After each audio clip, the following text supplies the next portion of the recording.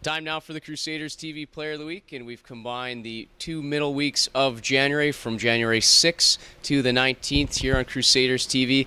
And in 5 games, it is Zac Klassen that is the Crusaders TV Player of the Week. Goaltender Zac Klassen. He appeared in all 5 games last few weeks. 3 wins, no losses, .909 save percentage, and a 1.79 goals against average. So some pretty good outings for you, and your team is done some good job picking up points and staying in the race in the North Division. How would you assess your group's play of late?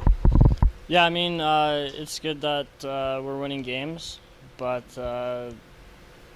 we have to strive to play complete 60 minutes, and that's something that we haven't necessarily done in the past 5 games. But we are on the right track, though, winning games. So, how do you feel out there personally right now with your game at this point of the year and coming off the Christmas break?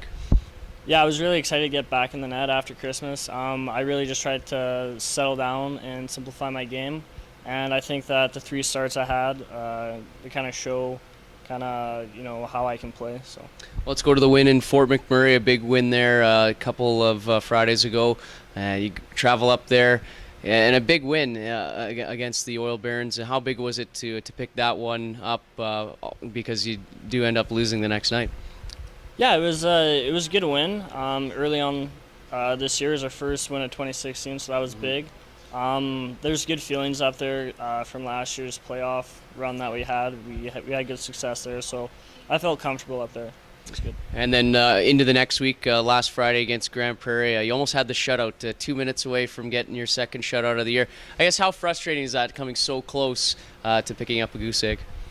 Yeah, it would definitely be nice to get a shutout, but it happens. I guess I can just take away from that game on that one goal, just move on my feet instead of sliding across. But at the end of the day, it's really not that big of a deal. We still won. So. And the next night, Zach, you see 36 shots and you pick up a 5-2 victory. Do you like it better when you see more pucks? Obviously, in the game against Grand Prairie, you saw 16, maybe tough to stay focused. I mean, albeit it was there. But when you get a lot of rubber, it seems that you're more dialed in.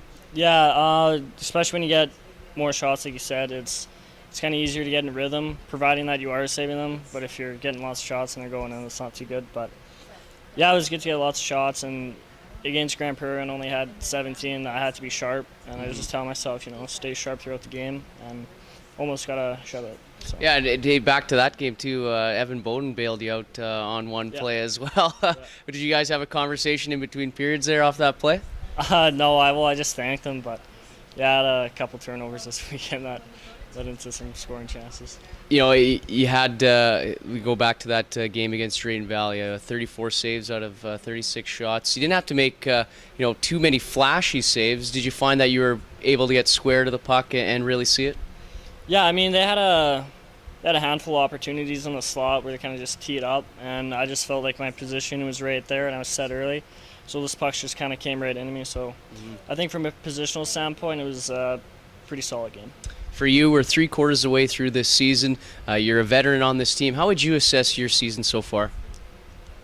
Well, my personal season, I kind of did the numbers the other day. My first 6 games were really bad, to say the least. And ever since that, though, I've been picking it up. I would be in the top 10 if I didn't have that start. So it kind of just assures myself that, I am one of the best goalies in the league and I can play that way. So. Did the acquisition of Zach Diamond push you a bit, and do you feel that kind of correlated into your numbers getting better? Yeah, absolutely. When Diamond came, and even when we had Morrissey back there for that 1 month, it kind of just pushed me and him extra hard because we wanted to stay on the team and secure a spot. And then once Morrissey left, me and him just kept bonding and pushing each other. So it's really good, healthy, competitive partnership. And would you say that's still continuing? Do you guys find that you're making it hard on Coach Fraggle and the staff to give out the starts? I would sure like to think that. Yeah. Well, let's look ahead to this week. You get 2 South Division opponents and 2 teams that have beaten you this year. You've seen Drumheller before. You get them Wednesday night. What do you know about the Dragons, and what do you expect regardless if you get the start or not? Yeah, I mean, I don't know too much about them, but they're on a tear lately. I don't know what it is, like a 6-game win streak or something.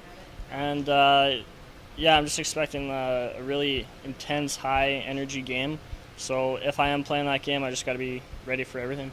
And then Canmore on Sunday, a team that is known for its offense capabilities. You know, they're not up there in terms of goals scored where you guys are, certain teams in the North Division, but they can put the puck in the net.